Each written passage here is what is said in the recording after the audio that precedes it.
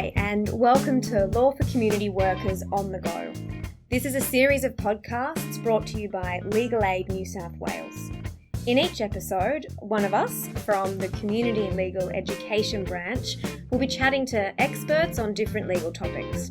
We're really excited to have you all listening today, and we hope that you'll learn something new and interesting. Hi everyone, my name is Natalie. I'm from the Community Legal Education branch here at Legal Aid New South Wales, and I'm here today with Stephen Lasker, who's a criminal lawyer and heads up the driver disqualification team at Legal Aid, and also with Lynn Worrell, who's from our WDO, or Work and Development Order team at Legal Aid.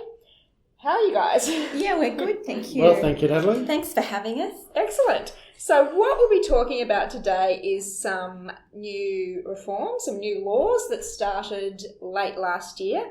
And I guess the purpose of all our podcasts is to reach out to as many community workers and frontline workers as possible and let them know about, sometimes it might be a new law or an area of the law that's changed.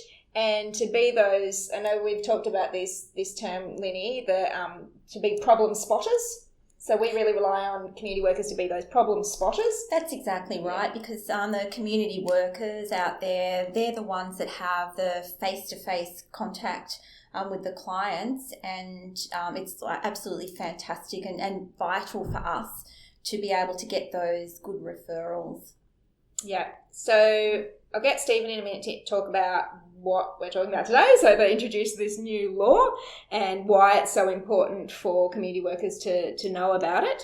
And so I guess, if you're a community worker, frontline worker listening to the podcast today, what we want you to get out of this, I guess, is just know that there is this new law on driver disqualification reforms, which Stephen will explain, and we'll talk about where to go to get legal help. So I'm going to ask, before you launch into talking about these new laws, I'm just going to ask both of you first, what do you love about the work you do at Legal Aid New South Wales?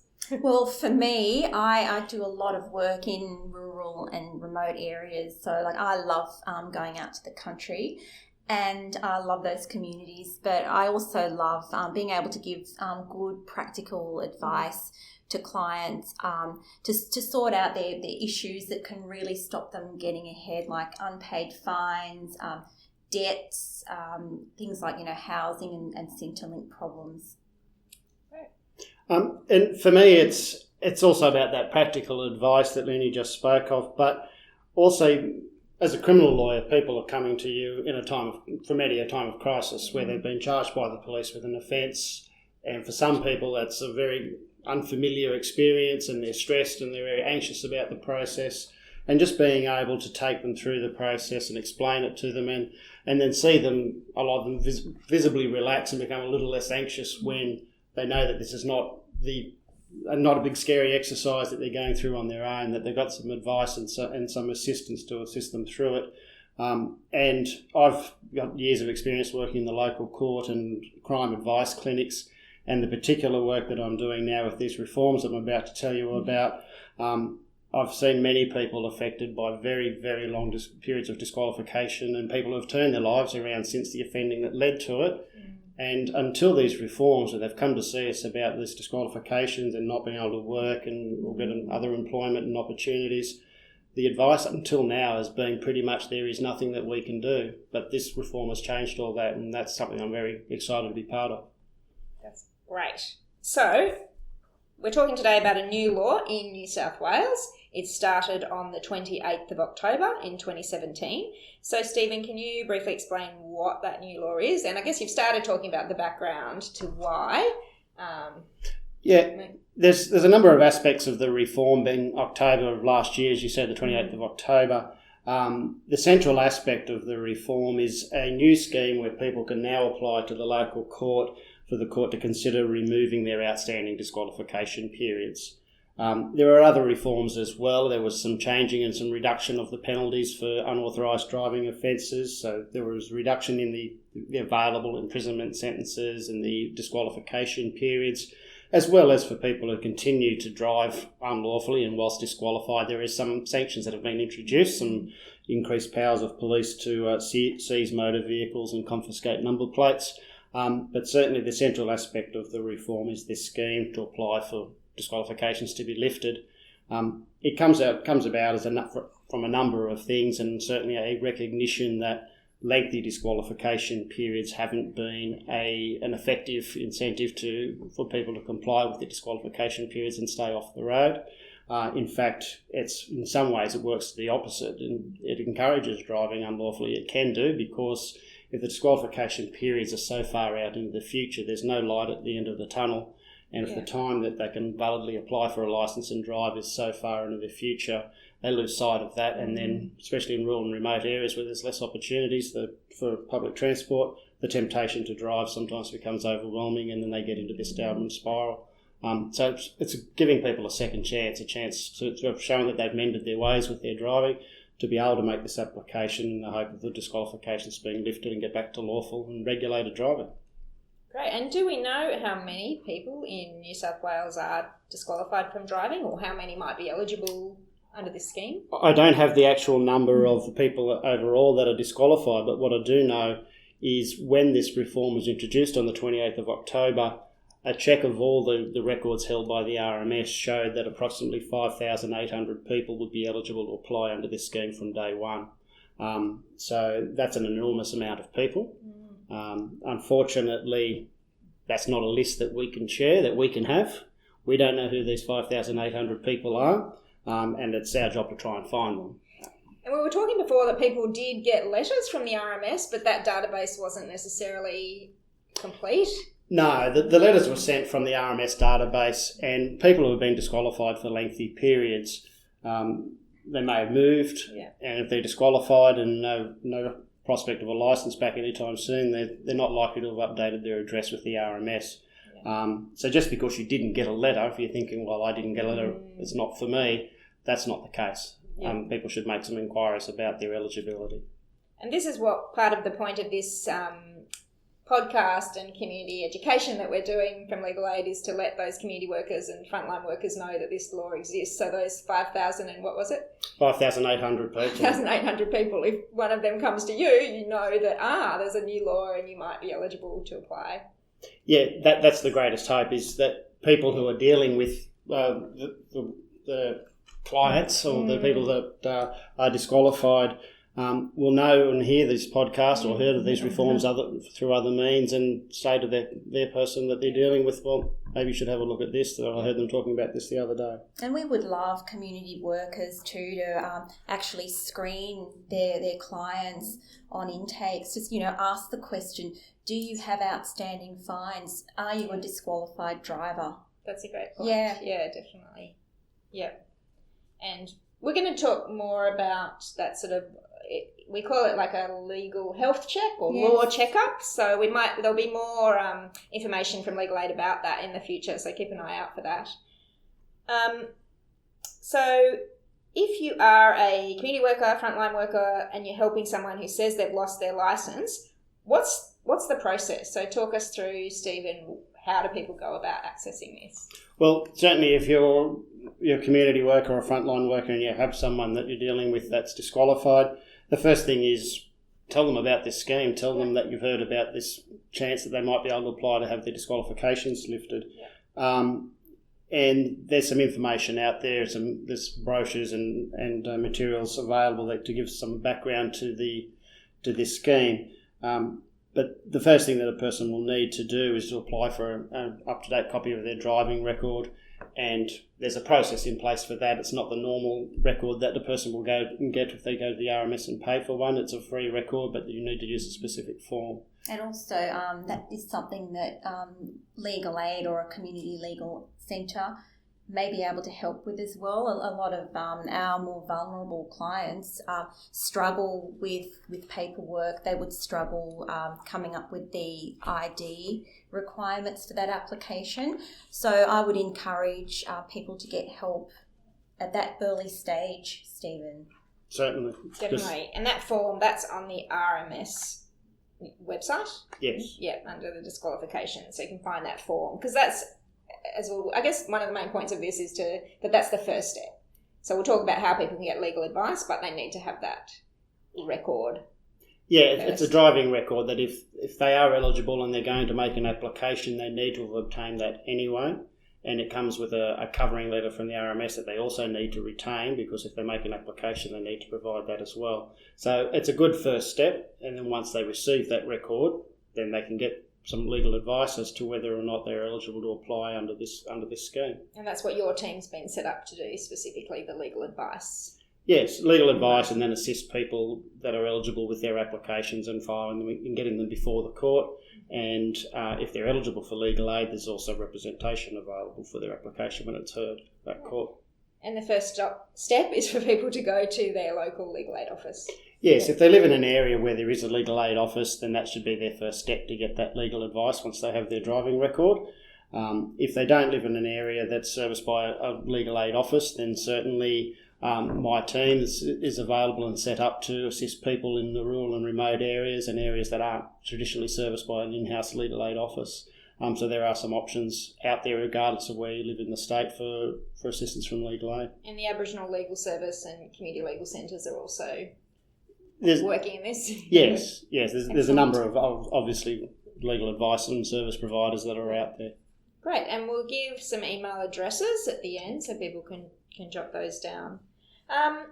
So Stephen, as you said, this scheme's been operating only for a few months, but has your team helped some people already through it to, I guess, get their licence back? And have you seen the difference that this can make in people's lives? Certainly, our first client that we assisted under this scheme is probably a really good example of how the scheme can assist someone who has turned their life around in very different circumstances to the circumstances they were in when they accrued these long disqualification periods. This wasn't a rural and remote area, but it was in Mount Druitt in Sydney, but still faced some difficulties with public transport and the care of young children.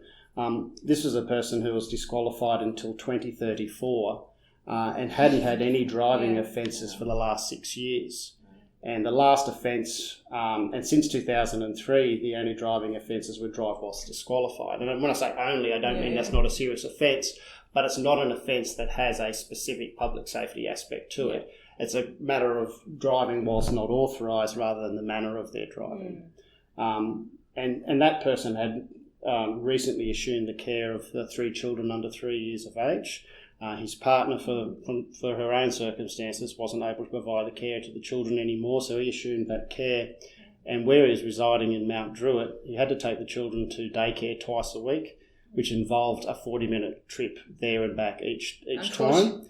20 minutes of that was a bus ride and a 20-minute walk with 3 children, 1, 2 and 3 years old. And anyone with young children can appreciate, and even without young children, would appreciate the heat of Western Sydney and ideal circumstances, walking your children those distances. And that's in addition to the family shopping that he had to do, and all of that whilst not being able to drive because of this disqualification hanging over his head till 2034. So he found out about He found out through a referral from one of our other solicitors in another division that was helping with another matter, and asked the question like Lynn had just suggested, are you disqualified? Do you have fines? Just through those questions, found that the disqualification issue, and he had his application heard and it was successful, and the disqualifications have all now been lifted, and he's applied for it and has obtained his licence, and now enjoys the opportunity of taking his young children to events that he previously couldn't because he didn't have a licence. When I was talking to him, there was a Disney, I think it was Disney on Ice or something from Campbelltown that he wanted to go to and take his kids, but he just couldn't practically do it without a licence. So he's now looking forward to all those opportunities coming back to him. It's life-changing, isn't it? It is, especially for this person and the circumstances they were in, and the disqualified to 2034 for things that happened in a different stage of his life. So that's one of the very pleasing aspects of this reform. Yeah, great. And did he have unpaid fines? He had. I think they had already been dealt with because he was already engaged in the other services with legal aid about the fines. So at the time his application was heard, he had that all in order. But that's a big part of this conversation. So and maybe Lenny, you can explain, so if somebody has unpaid fines or outstanding debts Sure. with RMS, then they can't apply to get their licence back before. Yeah, that's that, exactly so, right. yeah. Revenue New South Wales will put a block on a person who has outstanding fines, so they won't be eligible to apply for their licence anyway. So if Stephen goes to all the trouble of getting the disqualification lifted, if there's outstanding fines, they're still not eligible to apply. So look, those fines need to be put under management, and there are like several ways to do that, even a simple payment plan, or a which can be quite cheap for a person who's on Centrelink, or a work and development order, which is a scheme whereby a person can do perhaps volunteer work, activities, programs, mental health or medical treatment. Those activities can be used to reduce the fines for up to $1,000 a month. So it's very generous. And someone doesn't have to have paid off all their fines to apply to get their licence back. They just need to be honest on one of the schemes. All that the RMS and Revenue New South Wales ask is that the person has their fines under management. So either on a WDO, that counts, or a simple payment plan. Then they'll be off Revenue New South Wales's radar, and be able to get on with their life. Right. I know we have some people listening to the podcast sometimes who are from border areas in New South Wales. They might live near another state or territory, and there might be people who are the transient between the two, or community workers who work between the two. This scheme's just for New South Wales, isn't it? But how might it apply in those border areas? Well, generally speaking, if you're disqualified in one state, you can't get a licence and drive in another state. Yeah. So if you're living in a state and you cannot get a licence because you've got these disqualifications in New South Wales, then certainly this is the scheme that you should look into, and as to whether or not you can get those disqualifications removed. Because if they were your only disqualifications, then that may entitle you to apply for a licence in your now chosen state. Yeah. The scheme won't remove disqualifications from other states, but it might make your situation better in the state that you're now living if your New South Wales disqualifications are removed. Right, yeah, that makes sense. And we were talking before about some people who just won't be eligible to apply. They might come up with that, I've got my licence disqualified, but they still can't apply for that under this scheme. So what categories of people does that apply to? There's essentially two questions that will determine whether someone can apply under this new scheme.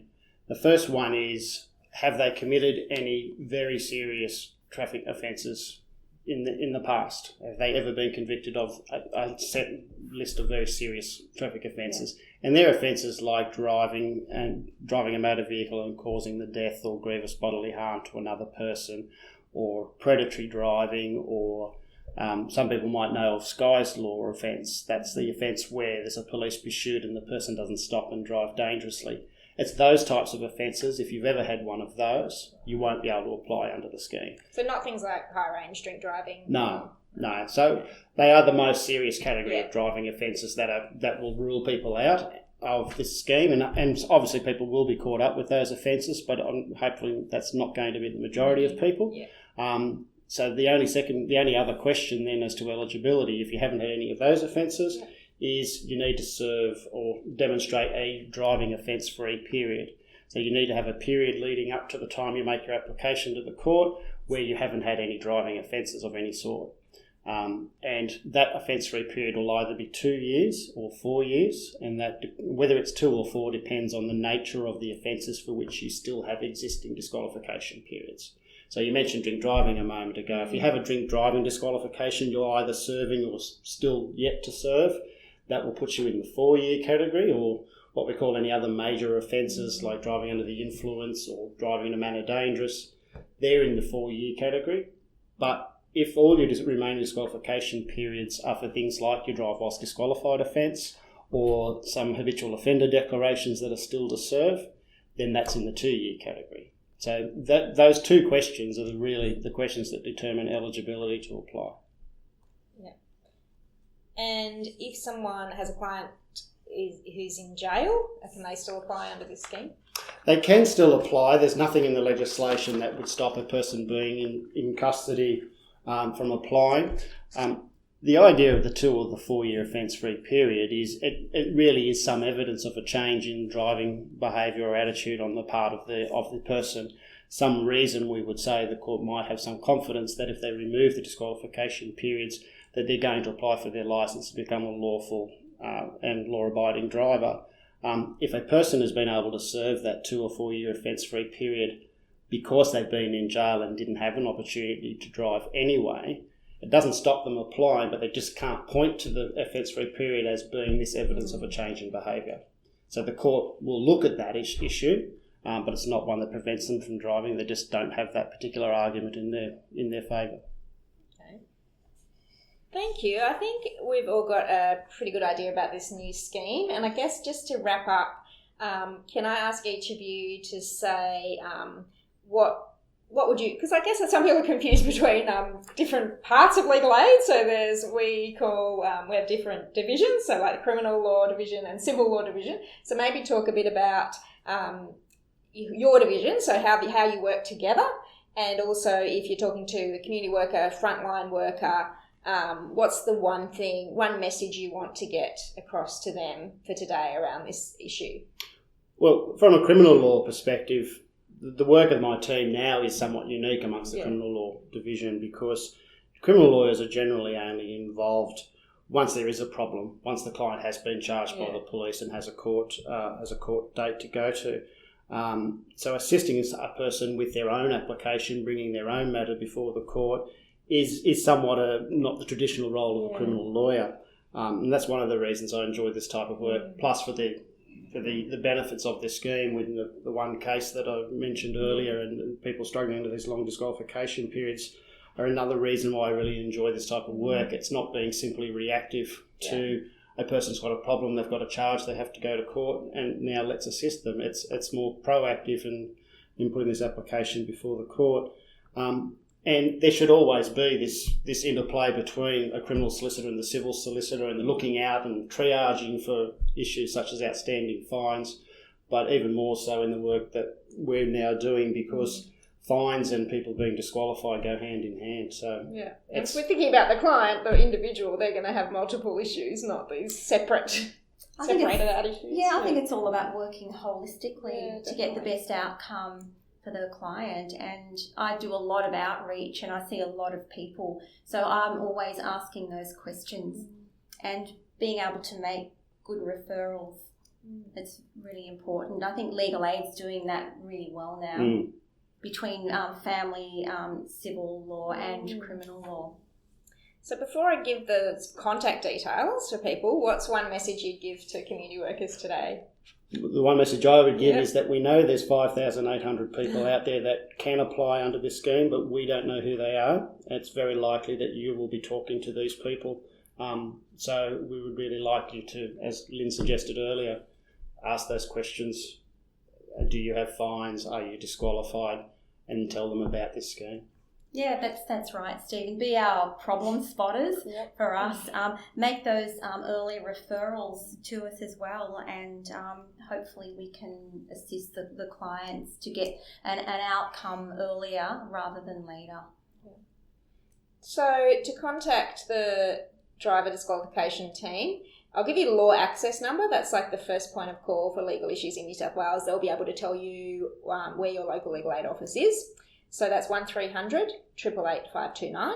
That's the Law Access New South Wales. And the driver team, I'll give you the email address in case you're from one of those areas that's not near a legal aid office or maybe a community legal centre.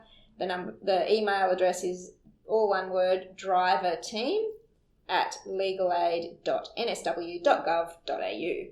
And for the issues around fines, so if people want to sort out their fines at any stage, there's two. I'll give you one number, which is, it's called the WDO hotline, which is run by Revenue New South Wales. Yes. And that's 1300 478 879.